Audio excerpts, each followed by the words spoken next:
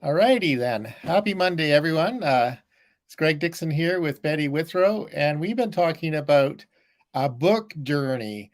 And some of you are probably saying, "What the heck is a book journey?" So we're going to try to explain what that is today, and then what that might look like for you, and how you might work with us. So Betty, why don't you take a shot at this? Okay. Thanks, Greg. Thanks for throwing me under the bus, bro. Yeah, that's right. It's Monday. We Happy spent most of the Monday, day under the everybody. bus already. Yes, happy Monday. We're here because we're here, and that's plenty good enough. So your book journey starts with an idea and continues on through being a book and whatever else you would like to have it be in your life. That can be a stepping stone toward a speaking career. It can be a way to launch your membership and enhance what you're offering to your people. Any combination of those. It can be you launching your YouTube channel and convincing people to buy your book.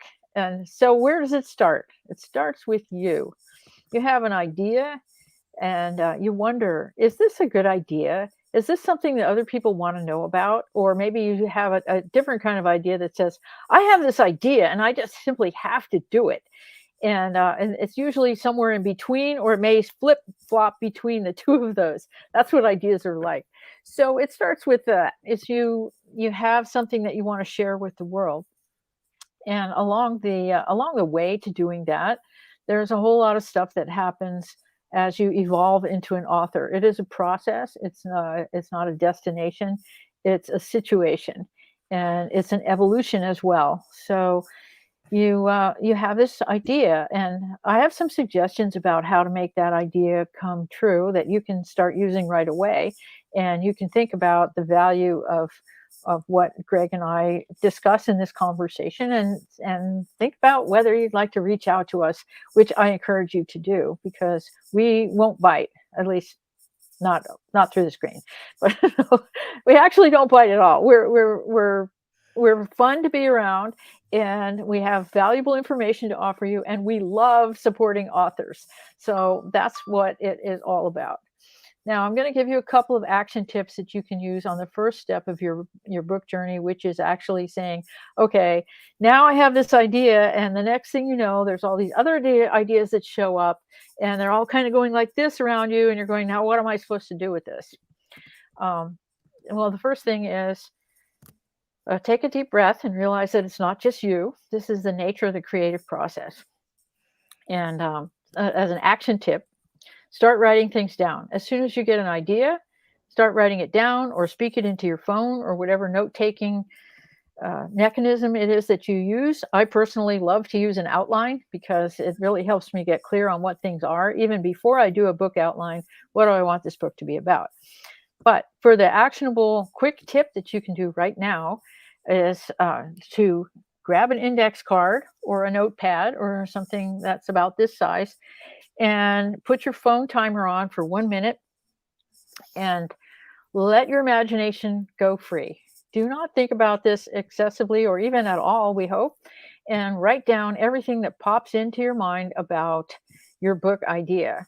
And uh, if it comes up more than once, write it down more than once. And don't worry about your handwriting or getting it right or anything like that. Just get the ideas out of your head and onto a piece of paper.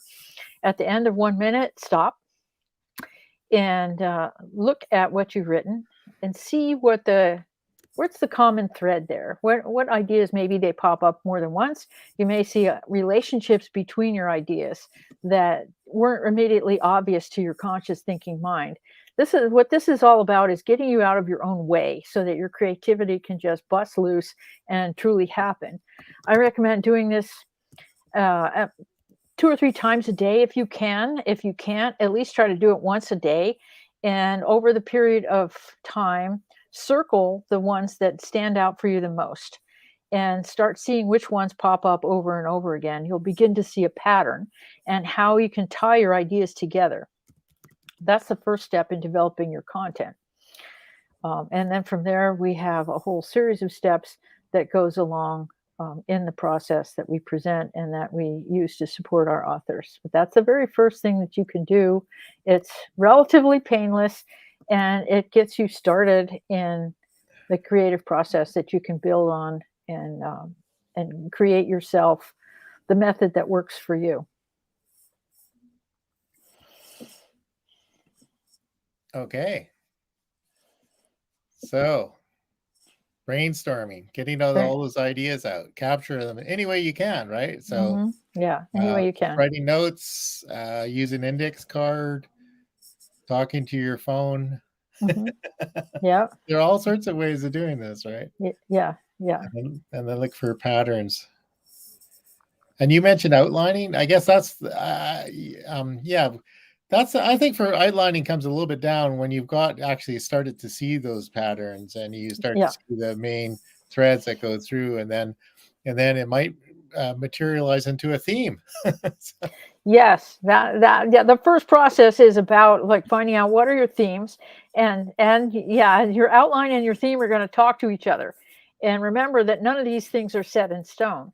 A lot of times as your book develops, your idea about what the book is going to change.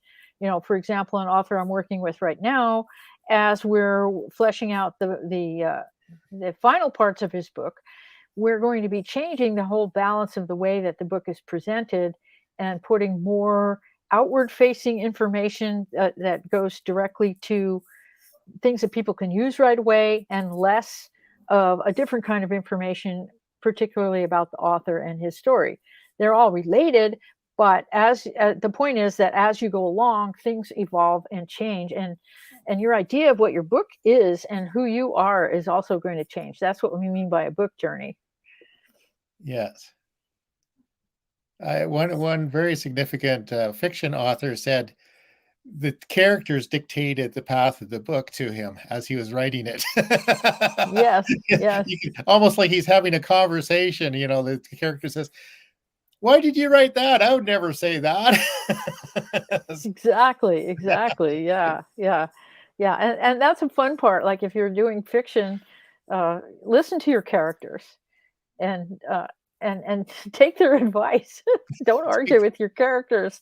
They showed up for you, but you showed up for them. It's a two-way street. Yeah, Yeah, that's yeah. perfect. So then, so we take what? Okay, so assuming we've got all the figured out what the theme is, figured out what the basic story is going to be, and then we outline it and hmm work through that. Then then we often say once you have the outline, it's mostly, especially for a nonfiction book, it's mostly just filling in the space between the headings. So It really is. It yeah, really is. The heavy lifting all takes place in the outline, and it's surprising how quickly you can get an outline together once you're clear on what your concepts are and what you want the book to accomplish. Who's your audience? What do you want them to know? Why do they want to read this book in the first place? All of those things, and that all goes back into the relationship between your introduction, your forward, whatever you want to call that, the first piece of your book, and the actual content of your book. As we go through the book development process, they go back and forth. yeah, A lot of times you don't even write the introduction until the book is halfway done because you don't know what you're going to be writing about yet. yeah, yeah, It starts with what I want you to know, how I came to this information, why this is important to you. And always remember that your book is about your reader. yeah, for sure. And it's more important for you to understand your reader than it is for your reader to understand you. Yeah, for sure. So I think what you're saying is once you get to you might write it, outline it, write the book, get to the conclusion, hmm and then you have to go back and make sure you're still using the right path to get to that conclusion, right? Exactly. Yeah. Yeah, Yeah. so it's Yeah. kind of and you may need to go through this process multiple times, Yes. like, to go through the whole thing, and it'll evolve, and then at some point, either because there's a mark we put on the calendar, or you want to just simply say, okay, it's time to move on. You have to kind of say, okay, this is basically it. So what's the next step after that? The next step is to get it edited. And there's different kinds of editing. There's developmental editing, and Yeah. there's copy editing, and then there's hybrids in between. Now, back in the day, it was all just called editing. Now we have like 4 or 5 different kinds of editing, depending on who you ask. In my world, I see it as 2 kinds. One is the developmental editing, which is really getting into the meat of the book, if you like, and having me, the editor, go through it and say, okay, can we expand on this here? Would you give me an example, please? I think we need a bridge here between this Yeah. and here to have a proper transition. That kind of thing is developmental editing. And then once those concerns are addressed, then we can go on to copy editing. Now, not every book needs a developmental editor, but a lot of them really do. Yeah. And I could say that most do, because here's the thing, is you write something out and you think it's really clear. And then somebody else who does not have your background and is not familiar with your thought process looks at it and goes, what in the world is she talking about? This happened to me with my first book. I had passages that I thought were crystal clear, and my editor, thank goodness, was a completely different person, a different continent, different gender, different age group, completely different culture. And so he asked me questions like those. And because I looked at it that way and answered those questions by making revisions in the book, it turned out much better than it would have otherwise. The whole point of a book for the reader is that they can fall into the content and they're not disturbed by things like a choppy transition, or, what is she talking about? Or why did she say it that way? And things like that. So you want to understand the communication stream that you're providing for your readers and make it as easy as possible for them to really enjoy the process of going, row, row, row your boat gently down the stream. That's what you want your reader to really be experiencing. Yeah, for sure. And I think it's really important to find an editor that's good for you, because you have Mm-hmm. to have your content and your personality, and then you find somebody that works with it. Because Mm-hmm. if you're going to be headbutting against an editor that doesn't see anything the way you do, it can be a long journey. But if you find they Yes. understand, and I think that's one of your superpowers, is that you sit down with a person and you spend quite a bit of time understanding where they're at and where they want to go, and understanding their voice.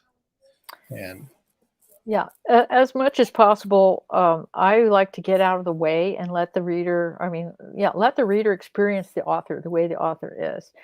One thing I would never want to do would be to edit away the voice of the author. And, yeah, I want it to be as much as possible as though the author is speaking directly to the reader in the way that it reflects their personality and their values, because that magnetizes the proper readers to them as well. yeah, you don't want to get Mark Twain to sound like Al Gore. Please. No. No. Right. Yeah. It has to be consistent with with the intent of the book in the first place. Yeah, Yeah. yeah, for sure. And then the other thing, the editing can go back through multiple rounds, really. And it's good. Hmm. Like, you like developmental editing, and other people are really good at copywriting or copy editing. And Uh-huh. then at some point, you probably want to get just a simple proofreader, right? Yes. Just to Yes. just to make sure there aren't any typos, or that the punctuation is consistent. They're not really worrying about the content too much at that point. Right. Right. Yeah. Yeah. That's the nuts and bolts, nitty gritty stuff. And yeah, I know some people who specialize in that particularly and love it. And we need those people. Power to them, you say? Yeah, more power to them. Exactly. And it's also good to have more than one person look at something, because everybody misses. We all have our own biases and we miss things. And if you've got Hmm. a couple of different editors taking a look at it with a different hat on, then Yeah. the end result is going to be better. Hmm. Really, you can kind of do it yourself, but it's really hard, Yeah. so it's worthwhile. So I think that some of the people we've been talking to have gone through that. They've got their books more or less done, and now asking to review it and see what kind of tweaks it needs to get it ready to publish. Yeah, Yeah, yeah, and I really love doing that kind of work because the idea is really it's formed, and I can yeah. just really be with it. There's a couple of very very different kinds of books for me to review right now, and I really love that process. Um, yeah, Do you want to here's what mention it would your be like guitar to. book? What's that? Do you want to mention your guitar? Yeah, yeah, I would Yeah. love to. Yeah, so one of the projects right now is a gentleman asked me to review his first two volumes so that I could help him to complete his third volume. His co-author had passed away, and it's been a while, and he kind of was hoping somebody could help him with this and hadn't run across the right person, and something about me made him go, okay then. And so I'm very much enjoying reading these books about Bayou Savage, Guitar Ghost Fighter, and looking forward to volume 3 because it's very original content, and the writing is just excellent, and it's just plain fun. Just So plain fun. it's a great project to be involved in. um, and then more a few months ago I did a review for a friend of mine, and I was going, what is it about these guitar players, because the author himself is a guitar player in his non well, he's been a professional musician, but that's not where he makes his actual dough. Okay. but uh but he wrote this whole series about the guitar ghost fighter based on people in his own family. And there's some noise made in his family about the way that he approached all of that, so it's always interesting. But another friend of mine who's also a guitar player a few months ago had me be his beta reader, and for his science fiction novel. And I was like, what is it about these guitar guys and their science fiction, completely different genre involving uh, space gangsters and galactic politics, and so I really enjoy that kind of work. Getting really involved with the characters is really what it's about. Yeah. How can you make these characters stand out more? And the whole object of the game in fiction is to get people to really feel the characters. I mean, there was another book I worked on recently where the woman had 4 different female characters, and I was going, wow, I'm thinking about these women at night. What is it about them? They're so alive, Yeah. and helping her to bring together the plot and make her characters stand out and be the best that they could, the most engaging for the reader. That's the point. That's fabulous. Yeah, I think that's the best part of what we do is we never know who's going to walk in the door. We never It's do. always an adventure. I We didn't never even know do. that was a thing. I know. Yeah. Yeah. So Yeah. it's wonderful. I love that nature and life keeps sending us these surprises of creative power, Yeah. because you Creative don't know power. where the lessons are going to come from.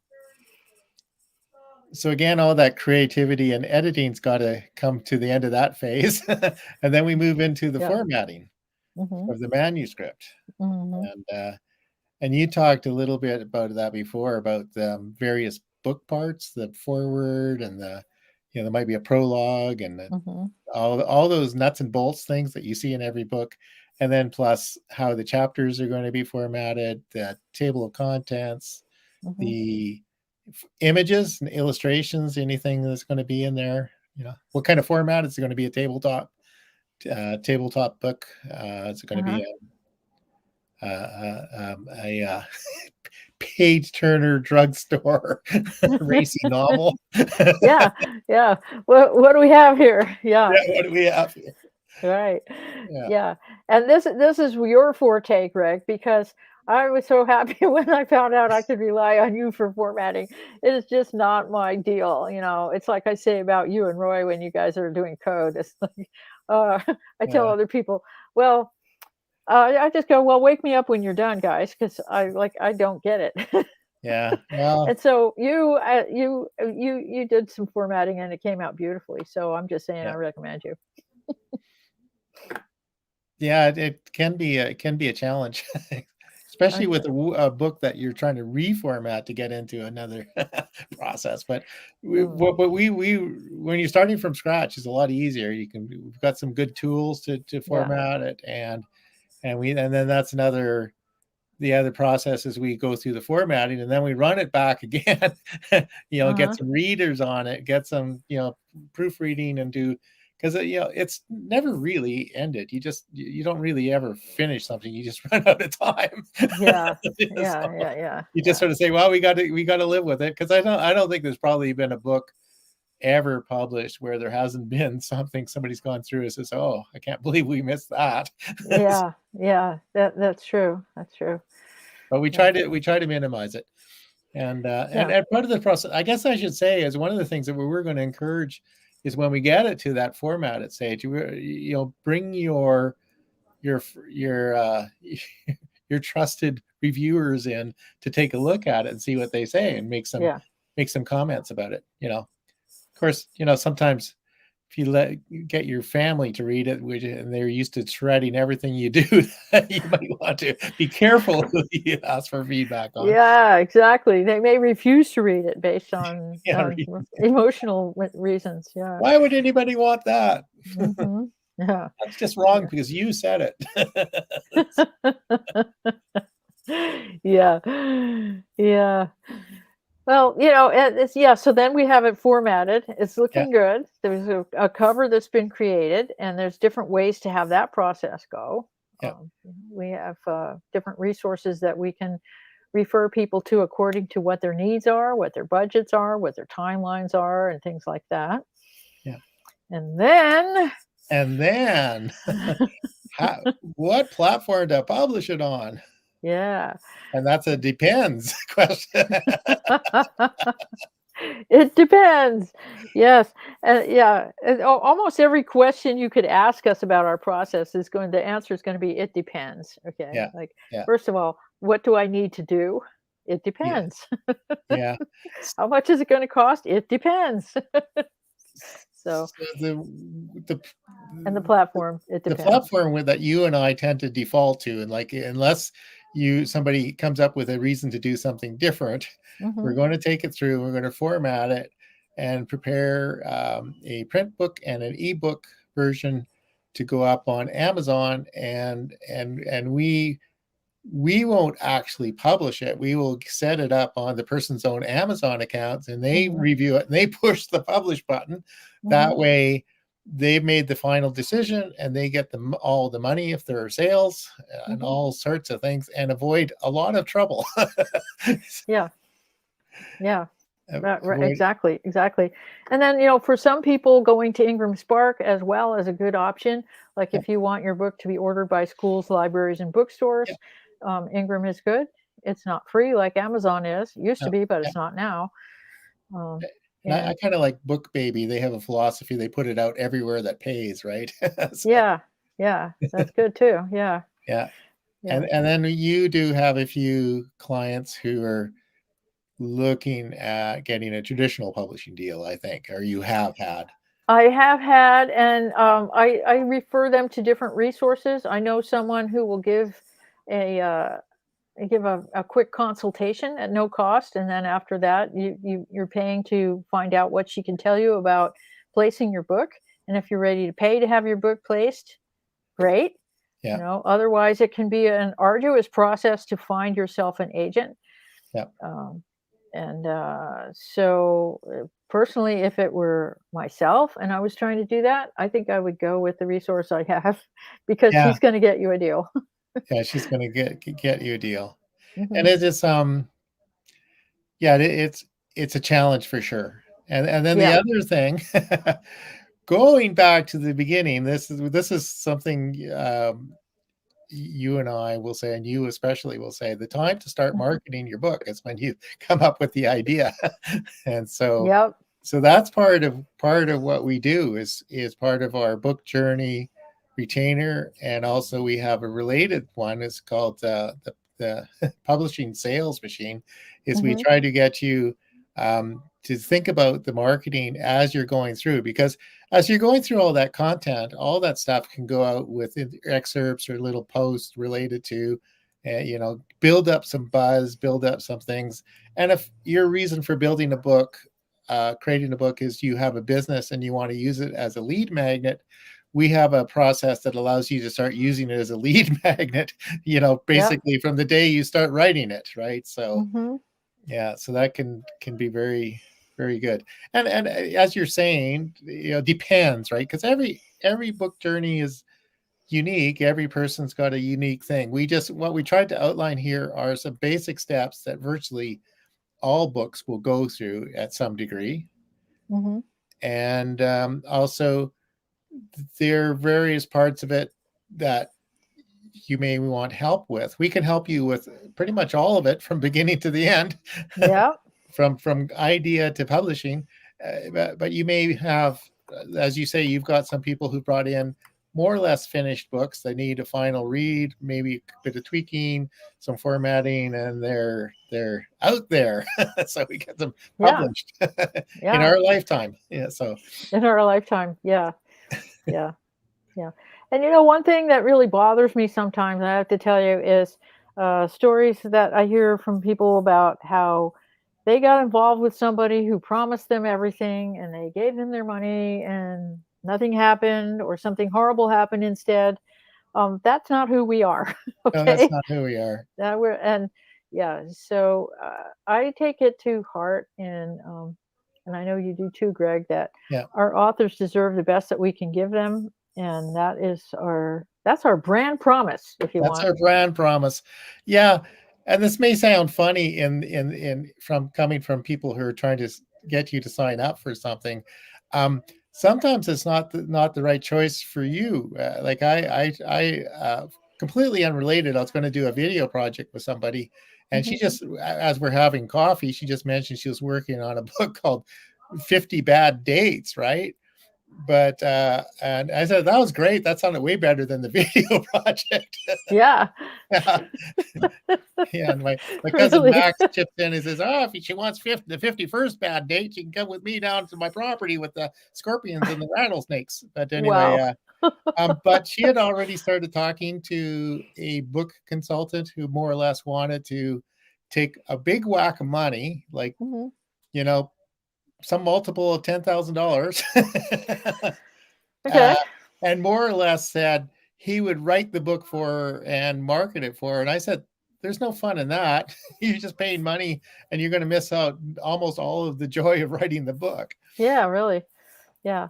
Yeah, Well, yeah, well, and having said that, I'm in some ghostwriting collaborations right now, and the joy of it is getting to know the author, saving yeah, them the time of doing the yeah, nuts and bolts stuff that I do, and learning from them yeah, while getting their book to actually happen. We yeah, just, here, just go ahead and write my book for me. I don't think I would even do that. There's no what's like you said, what's the fun of that? Yeah. yeah. What's the fun of that? Yeah, for sure. Yeah. But yeah, we should really talk about your ghostwriting because that's mostly what you do, right?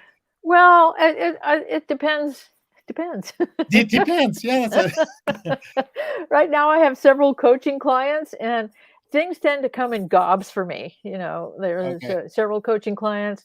There's a couple of ghostwrites and this and that. So, yeah, regarding ghostwriting, I do take a lot of enjoyment in working with people who don't have time to write their book, or they're not a writer, and then they don't feel like it, Yeah, or any variation of those things. And what we do is get together on a recorded Zoom line, and I work from the transcripts to build the chapters. Now we go through all the steps just as though it were they who writing the book. yeah, Okay, what do you want this book to do? Who's your audience? All of those things that we mentioned earlier, and then come up with the outline.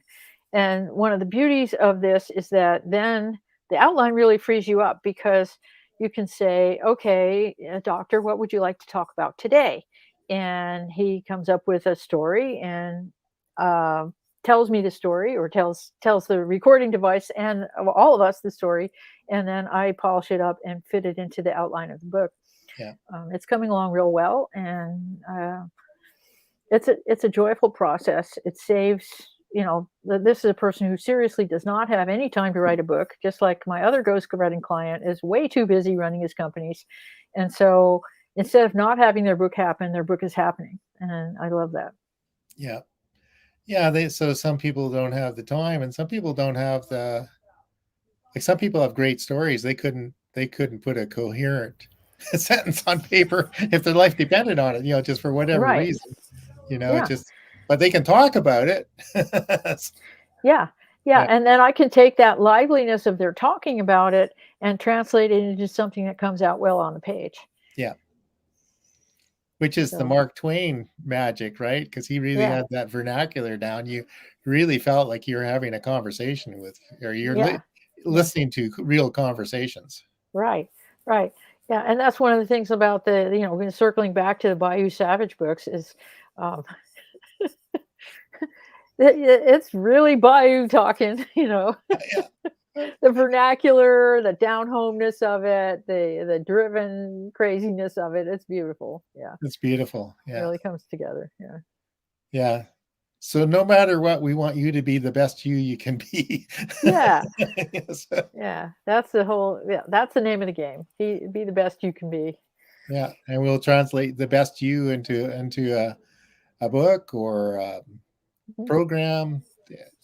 And then we look at other formats too, an audio book. We've been talked this morning with a client about Mhm. an audio book based on the book that you're working Mhm. on. Yeah. Yeah. Yeah. There's a lot of different ways to get your message out there, and part of some of these strategies are part of marketing your book. Feeding your audience gently, like giving them breadcrumbs to lead them to your cottage in the woods. Your cottage in the woods. Hansel and Gretel style. Yes, exactly. Children But enter. right. But the woodcutter doesn't need to come, because it's not that same cottage that you heard about in the fairy tale. Or it's pretty nice at our place. And we will take good care of you We'll instead of take good care of you. some Yes. other idea. Some other idea. Yeah. Anyway, I guess that's the thing is you can probably tell we like to have fun, Yeah. and we're not we like to have fun with you. So, and that doesn't mean you're some of you will have some content and things that you want to write about it are not necessarily fun, and that's Mhm. part of the being human, right? And Mhm. deep dive into that and represent that, and Mhm. some of it's even working through some of it, really.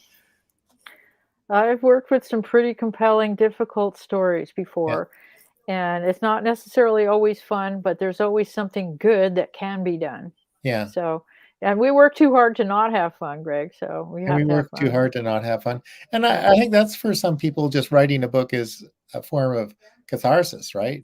Oh yeah. Yeah, you've got stuff going on, it's bouncing around in your head, you need to get it out. Mhm. Yeah.